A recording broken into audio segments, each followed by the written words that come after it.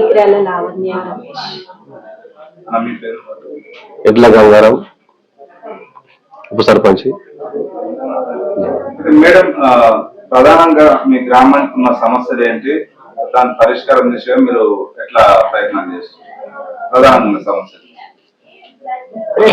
ఉన్న సమస్యలు పాఠశాల విద్య, సర్పండులు, కోతుల బెడద, రక్షణ, సోలార్ ఏర్పాటు చేయాలని, విద్యార్థుల నిష్పత్తి సరిపడా ఉపాధ్యాయుల అవసరం ఉంది, విద్యార్థులకై మంచినీటి వాటర్ ప్లాంట్ ఏర్పాటు చేయాలని కోరుకుంటున్నాము. ఆరోగ్య విషయాలు ప్రజలకు అందుబాటులో ప్రాథమిక చికిత్స కేంద్రం ఏర్పాటు చేయాలని కోరుకుంటున్నాము.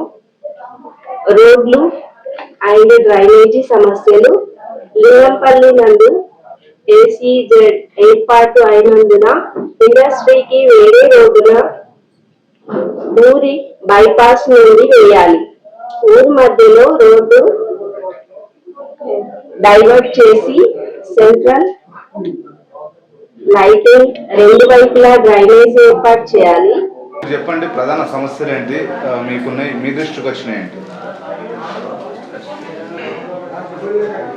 గౌరవనీయులైన నూతనంగా ఎన్నికైనటువంటి గ్రామ సర్పంచ్ లవణ్య గారికి, మరి నాతో పాటు పాలకవర్గ వార్డు మెంబర్లకు, గ్రామ పెద్దలకు, చెల్లెలకు, అందరికీ, సెక్రటరీకి, అందరూ ఈ ప్రత్యేకంగా మన ఎల్లారెడ్డి నియోజకవర్గ ఎమ్మెల్యే మదన్ మోహన్ అన్నగారికి కూడా ధన్యవాదాలు తెలుపుతూ, మా ఊరు సమస్యలు చాలా ఉన్నాయి కాబట్టి డ్రైనేజీ, సీజ్ రోడ్లు, వాటరు, వీధి లైట్స్, మరి ఇందిరమ్మ ఇండ్లు, పింఛన్లు కొత్తగా, ఇవన్నీ కూడా రోడ్లు చాలా మటుకు మాకు మేము వెనుకబడి ఉన్నాం కాబట్టి, లింగంపల్లి గ్రామము వెనుకబడి ఉంది కాబట్టి మేము ప్రభుత్వం దగ్గరికి వెళ్ళి మా ఎమ్మెల్యే గారితో సహకారాలు తీసుకొని మా గ్రామానికి కృషి చేయాలని ఆయన మేము కోరుతున్నాము. కంపెనీ పోయేటప్పుడు చాలా ఇబ్బందులు ఉన్నాయి కాబట్టి ఊరు పక్క నుంచి మరి ఒక రోడ్డు కూడా ఏర్పాటు చేయాలి అని కోరుతూ, మరి ఈ అవకాశం ఇచ్చిన పెద్దలందరికీ ధన్యవాదాలు. సర్పంచ్ గారు, మీ ఊళ్ళో కోతుల బెడద ఉంది కదా, దాని గురించి ఏమైనా చర్య తీసుకుంటున్నారా మేడం?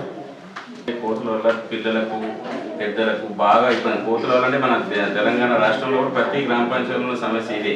ఎన్నిసార్లు వెళ్ళగొచ్చినా అవి పోవడం లేదు. దానికి తగ్గట్టు మేము తగు చర్యలు ఏం చేసినామంటే, ఇప్పుడు ఒక వ్యక్తిని మాట్లాడని చెప్పి తొందరలోనే ఆ కోతుల బెడద రాకుండా స్కూల్ పిల్లలకు కూడా గోడ చుట్టూ సోలార్ ఫెన్సింగ్ ఏర్పాటు చేసి పిల్లలకు ఇబ్బంది కాకుండా చూసుకోవాలని చూసుకుంటున్నాం. రమేష్ అన్న, ప్రధానంగా ఉన్న సమస్యలు ఏంటి మీకు, అంటే ఇవి తీరుస్తాం అనేది మీ దృష్టి దానికి వచ్చినాయి ఏంటి మెయిన్గా?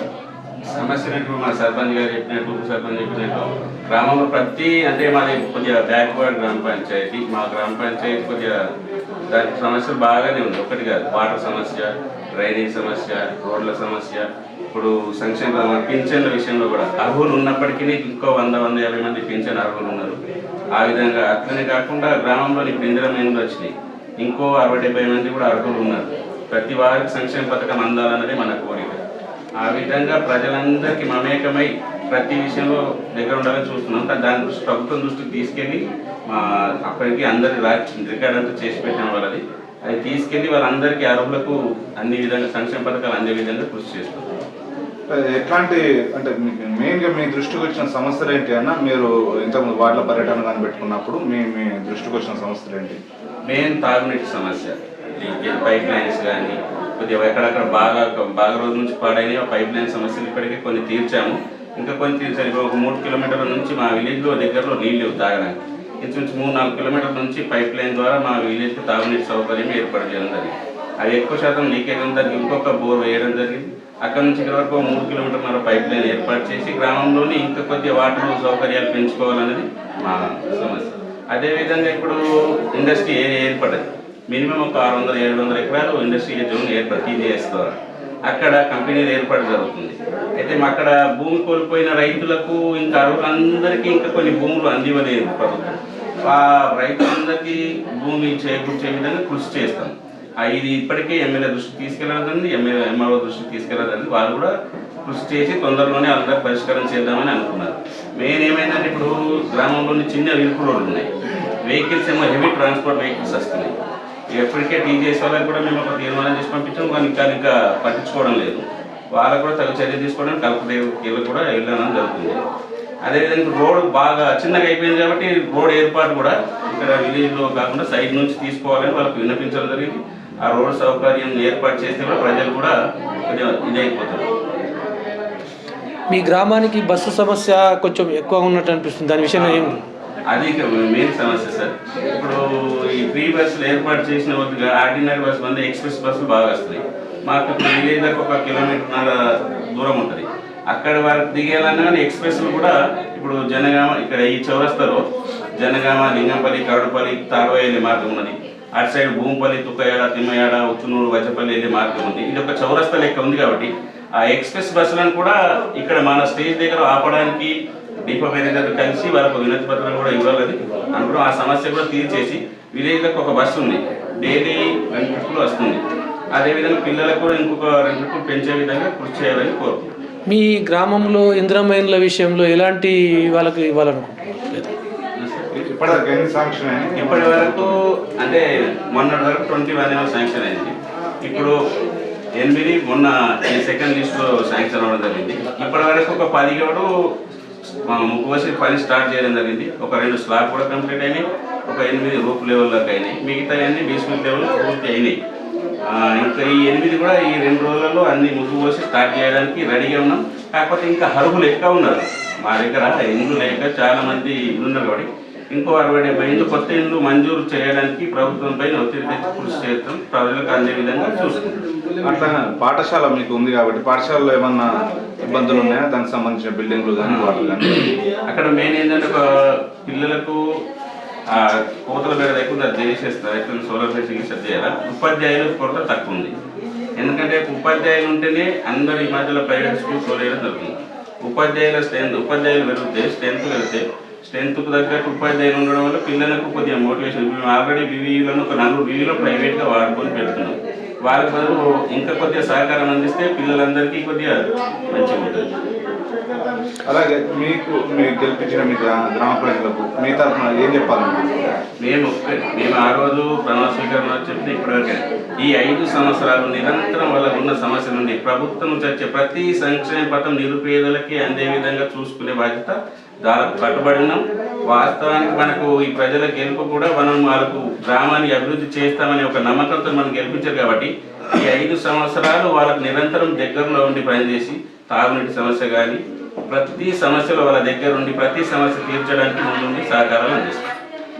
మా గ్రామంలో మేము ఎన్నికల్లో ఇచ్చిన హామీలో భాగంగా మా వంతు ప్రభుత్వం నుంచి మా సొంత నిధులతోటి ఒక అంబులెన్స్ ఏర్పాటు చేస్తామని మాట ఇచ్చడం జరిగింది.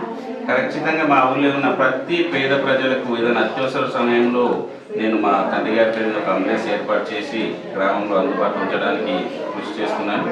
అదేవిధంగా మా ఊళ్ళో ఒక మాట ఇవ్వడం జరిగింది, మద్యం అనేది అమ్మకాలు అనేది బంద్. మేమున్న 5 సంవత్సరాలు ఎలాంటి విలేజ్లో ఏ మద్యం అమ్మకాలు లేకుండా మద్యం, డ్రగ్స్ పిల్లలు బానిసలు కాకుండా వాళ్ళకు మంచి మార్గంలో నడిపించడం కోసం అవన్నీ నిషేధించడం జరిగింది. పిల్లలకు ఈ మొబైల్ ఫోన్లు వాడి ఇబ్బంది పడుతుంది కాబట్టి వాళ్ళకు కూడా క్రికెట్ కిట్ కొనివ్వడం జరిగింది. పిల్లలను ఆటలలో ఆరోగ్యంగా మానసికంగా ముందుకు సాగడం కోసం గ్రామంలో ఉన్న యువకులందరినీ ఒక ఉత్సాహంగా ఏదో ఒక సాధించే విధంగా ఇప్పుడు కంపెనీలు ఏర్పడిన అక్కడ ఉద్యోగాల విషయంలో కానీ అలా దగ్గరుండి అన్ని సౌకర్యాలు చేకూర్చి మా పైన ఉంచిన ఈ గ్రామ ప్రజల ఉంచిన నమ్మకాన్ని నిజం చేసి వాళ్ళకు కృషి చేస్తారని మనం చేస్తాం.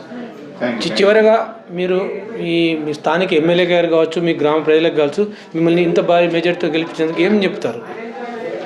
మా ప్రజలు మా పైన ఉన్న నమ్మకం ఏంటంటే వాళ్ళకు ఖచ్చితంగా ప్రతి సమస్య దగ్గర ఉండి చేస్తాం. మేము ఎమ్మెల్యే దగ్గర ఉండి ఇప్పుడు మేము పార్టీ అని కాకుండా ప్రతి ఒక్క ఎమ్మెల్యేను కలిసి మా ఎమ్మెల్యేని కలిసి మా గ్రామంలో రావాల్సిన నిధులు మెయిన్ ముఖ్యంగా ఇప్పుడు తెలంగాణలో మీ అందరికీ తెలిసిన విషయం నిధుల కొరత బాగా ఉంది. ఇప్పుడు మేము వెళ్ళి గ్రామ పంచాయతీకి వచ్చి కూడా ఒక 1 month అయిపోతుంది. 1 month అవుతుంది. ఇప్పటి వరకు మా సొంత డబ్బులతోనే 2.5 లక్షలు పెట్టి గ్రామంలో వాటర్ మోటార్ కానీ వీధి దీపాలు కానీ అన్ని సౌకర్యాలు ఏర్పడుతుంది. ఆ డబ్బులు తొందరగా ప్రభుత్వం శాంక్షన్ చేస్తే ఇంకా ముందు ఇంకా పనులు చేయడానికి మనకు ఉత్సాహం ఉంటుంది. ఖచ్చితంగా ప్రభుత్వం నిధులు శాంక్షన్ చేయాలని ప్రభుత్వానికి కోరుకుంటున్నాం.